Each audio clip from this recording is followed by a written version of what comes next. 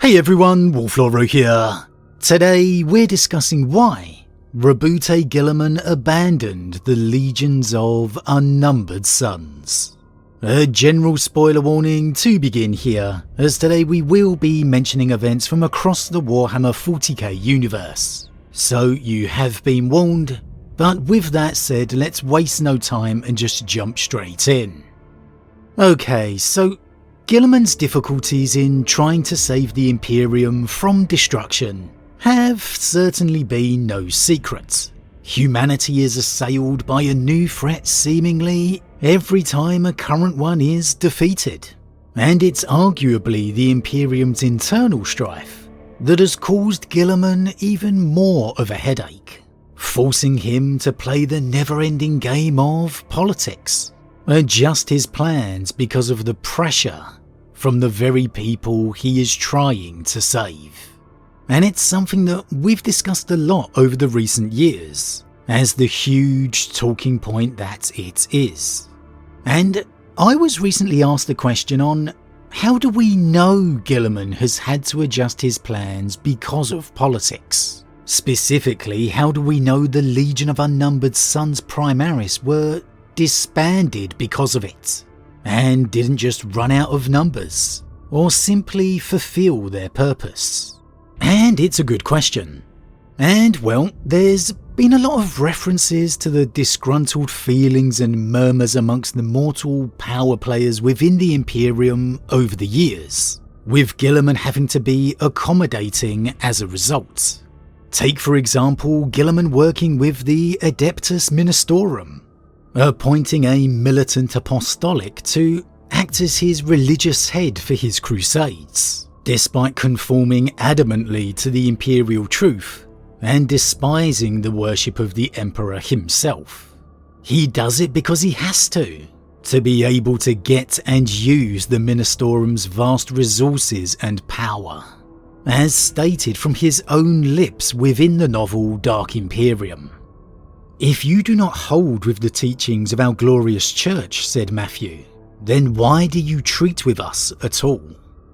Because the Adeptus Ministorum has power, and though it has used that power unwisely on occasion, once the balance sheet is reckoned, I see it is and has been a force for good. Guilliman looked the priest squarely in the eyes. The priest tried and failed to return his gaze. I need the Adeptus Ministorum. I need their support. The turning of the galaxy depends on their approval, though I may wish it were not so. The first phase of the Indomitus Crusade is over, yet there remains much to be done. I would have the blessings of the Ecclesiarchy, both for my men's morale and to present a united front to those who would sow division within the Imperium, of whom, in case you are not aware, there are a great many. So the simple fact is, Guilliman has had to and is adapting his plans from how he would ideally be doing things, because of that political pressure. And the exact same thing is responsible for his earlier than liked disbanding of the Unnumbered Sons as well, the legion-sized forces of Primaris created in the Ultima founding. And again, we have the evidence for this from Guilliman's own lips, this time within the Dawn of Fire novel, The Silent King. The Unnumbered Sons. Their time is over. My original plan was to maintain them in large formations until Imperium Sanctus was secure. But following the Hexarchy coup on Terra several years ago, it became clear to me that I could not retain armies such as these without courting political disaster.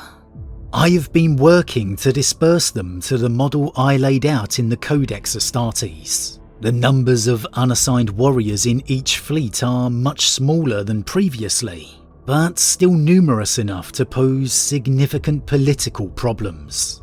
I am not trusted entirely on Terra. The situation in the Senatorum Imperialis remains delicate.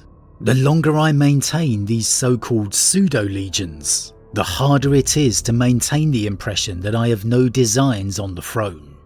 I am not a new war master in the making, I swear to you, Macinius, but convincing others of that is impossible, while it appears I am breaking my own ban on the Legions. He frowned a little, put his glass on the table. Despite its size, it seemed too dainty to survive in his grip.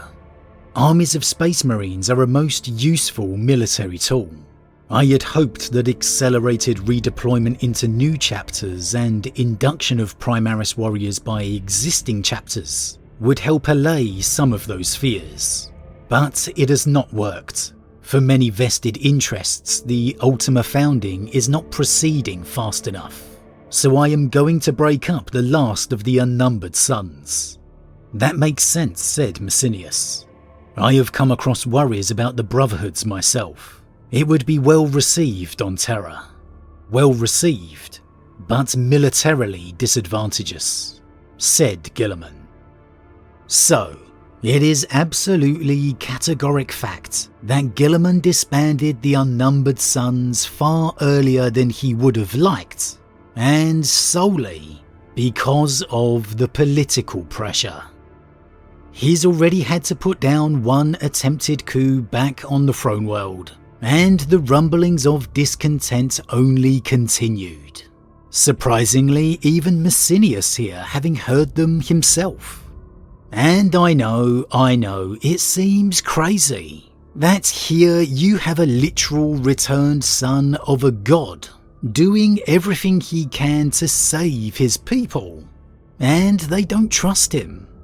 But as insane as it sounds, there is a rationale to their fears, because we have to remember all the people of the Imperium know, the privileged few educated ones that is that the Emperor was forced onto the Golden Throne, and the Imperium was nearly destroyed because of the Primarchs and the Legions, and that the Legions were banned as a result.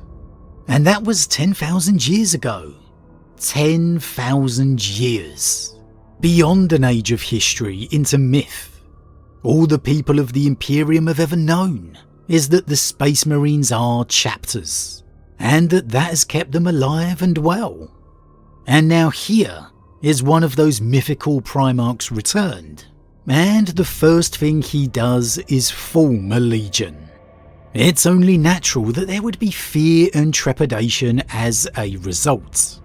Yes, that Primarch is Guilliman, the famed Lord Commander and saviour of the Imperium during the Scouring, the very one who banned the Legions himself. But honestly, that's probably the only reason there hasn't been more problems. More uprisings already. Because it is Guilliman. He has that history. If it was, say, L. Johnson first and he did it, there would probably already have been a civil war. And even then, no offence to Roboute, but what do you think stands out in the mind more? The ancient Lord Commander post-heresy, or the God Emperor's sacrifice and the reason for it? It's no contest. It's a battle that Guilliman can't possibly win, even with all his honourable intent. And so that is why he has, and will always have to bow to the political pressure, without literally deciding to fight a civil war. Because there's an entire galaxy of people out there saying the Emperor protects, not the Primarchs protect. It might not be right, but it's just the way it is. And the upcoming revelation of Guilliman's Imperium Secundus means this is a storyline that's not going anywhere. And so as always everyone, what do you think? Do you think it's right that Guilliman has to bow to the political pressure of the Imperium? Or should he maybe try and be more forceful? Do you think the Imperium could survive if he was? Should the Primarch maybe make more of an effort to play his own political game? Should he maybe push the propaganda of his own achievements? Make it more widely known? More shouted from the rooftops? That he is the Primarch who banned the Legions himself. That maybe he was wrong. That maybe he needs the Legions to save the Imperium. Or would that be a political disaster? Would it make a civil war inevitable? And what if Guilliman continues to do nothing?